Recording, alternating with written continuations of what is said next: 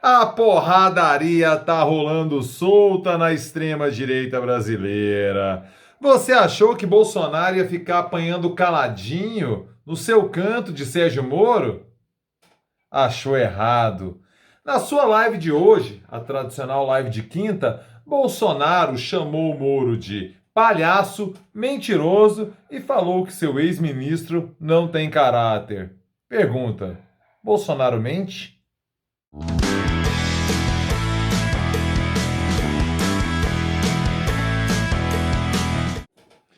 Fala aí, rapaziada! Tudo beleza? Bora gravar o segundo vídeo de hoje, quinta-feira, dia 2 de dezembro de 2021. Começo pedindo, na humildade, para que você inscreva-se aqui no canal. Vai lá, meu filho, inscreva-se. Minha filha, ative as notificações, sininho na fita. Dessa forma, o YouTube te avisa sempre quando pinta vídeo novo por aqui e pinta muito vídeo novo por aqui. Então, inscrição feita, notificação ativada, bora lá, que o assunto é bom e tem uma complexidade que talvez as pessoas não estejam percebendo.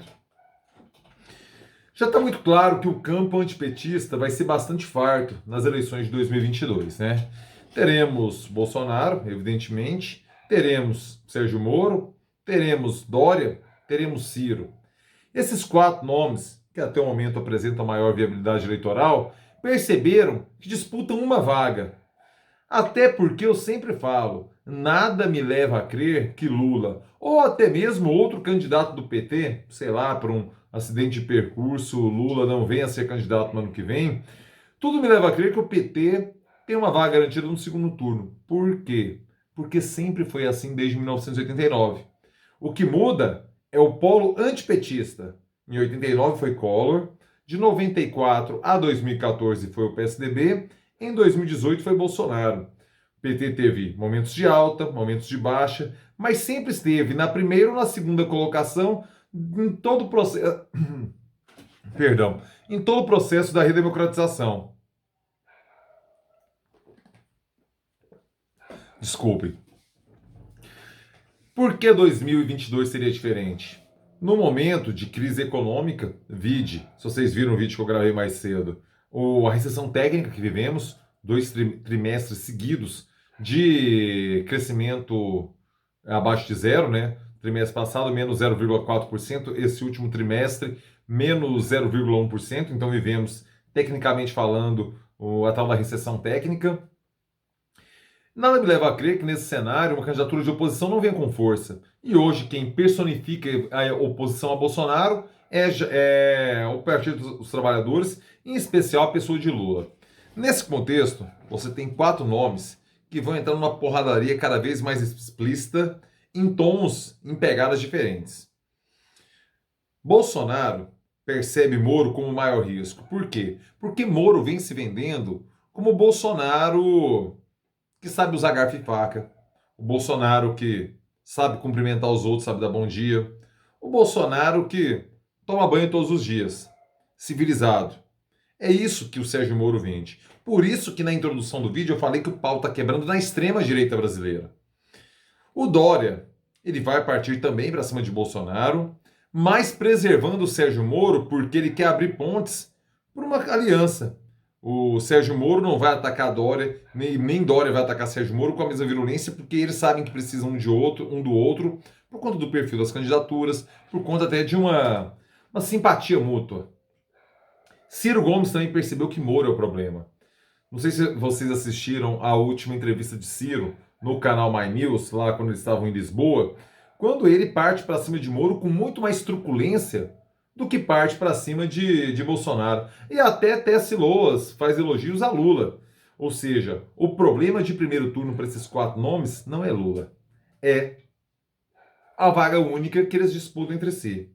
A live de hoje, que Jair Bolsonaro abriu a caixa de ferramentas e partiu para cima, é preciso reconhecer, com bons argumentos. Bons argumentos no padrão bolsonarista de falar as coisas, né? Porque a tese é boa, a forma nem tanto. Mas vamos lá, vou chegar no ponto. Bolsonaro percebeu que Moro é o maior risco a ele hoje. Por quê? Porque ele tenta pegar o bolsominion arrependido, Moro tenta suavizar a imagem, não o conteúdo, do bolsonarismo. Então, Bolsonaro é tudo menos bobo, né? Ninguém fica quase 3 décadas como parlamentar, tal qual ele ficou, sendo bobo. Tosco sim, bobo não. Jair Bolsonaro percebeu já há muito, quando Moro ainda estava no seu governo, que o sonho de Moro não era combate à corrupção, não era colaborar com o governo Bolsonaro. O sonho de Moro era a cadeira de Bolsonaro. E a história provou que Bolsonaro, nessa perspectiva, estava certo. Tanto que Moro é candidato à presidência da República agora. Vai ser ou não? Vai ganhar ou não? Gente, tomorrow never knows. A gente aprendeu com o Ringstar. Tomorrow never knows. Então, hoje, o sonho de Moro é sentar na cadeira, hoje ocupada por Jair Bolsonaro. Está claro, isso é ponto pacífico. Bolsonaro percebeu e foi para cima dele. Veja você a fala de Bolsonaro. Esse cara tá mentindo descaradamente. Quer ser candidato? É um direito dele.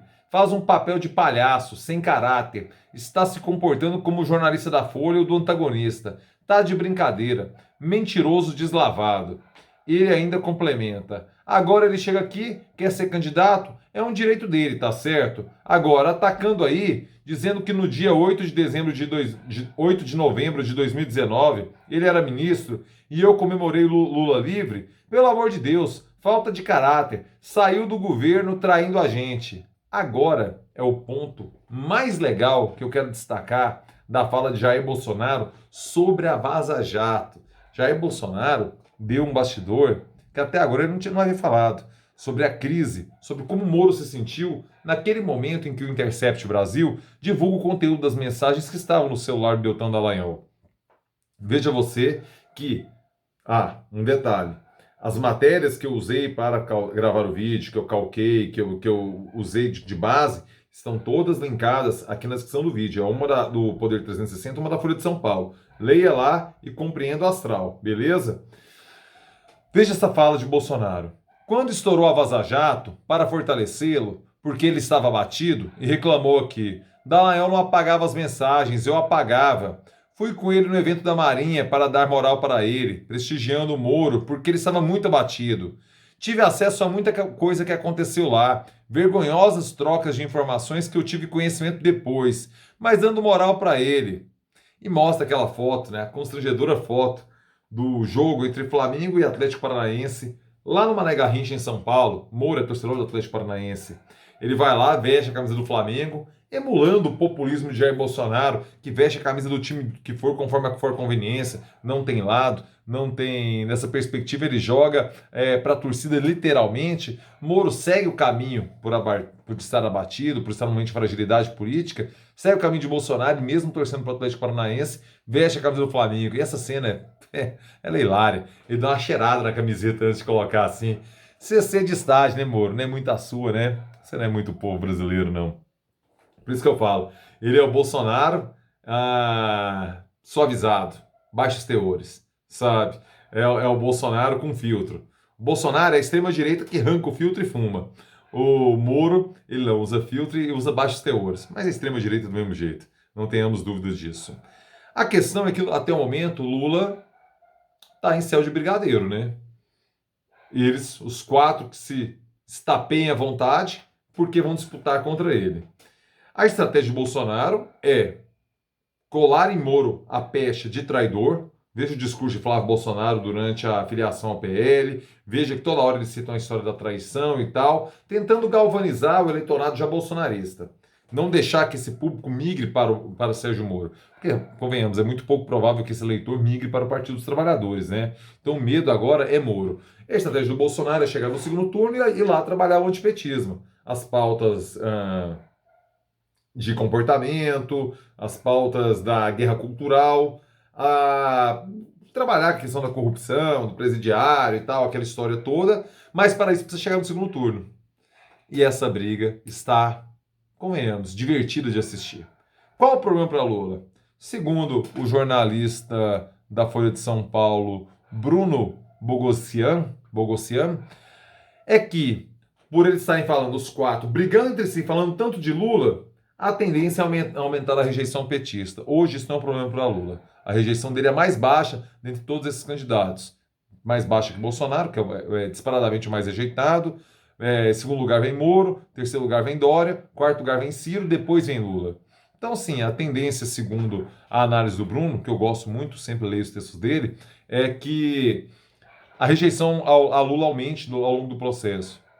Pode até aumentar. O que para Lula, o objetivo para Lula é atingir os 50% mais um no segundo turno e vencer a eleição.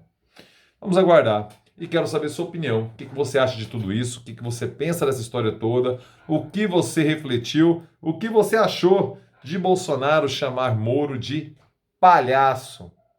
Acho até uma sacanagem, né? Acho uma sacanagem. Com o pessoal do circo, né?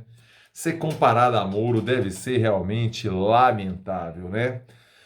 Vamos lá, live do final de semana. Amanhã, eu e André Rodrigues recebemos o juiz Felipe Moraes Barbosa, lá da Vara Criminal, segunda Vara Criminal de Águas Lindas de Goiás, no entorno do Distrito Federal, para falar sobre a política antidrogas. Ele tem uma percepção, um juiz, uma percepção muito diferente do que normalmente a gente vê o reacionarismo do judiciário em relação à política antidrogas. Vamos ouvi-lo amanhã. Conto com sua audiência às 9 da noite. Sabadão, eu e Morguinha, na clássica, etílica e sempre 100% astral, Morgue e Costa. Conto com sua audiência amanhã às 9 da noite, sabadão às 9 da noite. Beleza? Rapaziada, é nóis.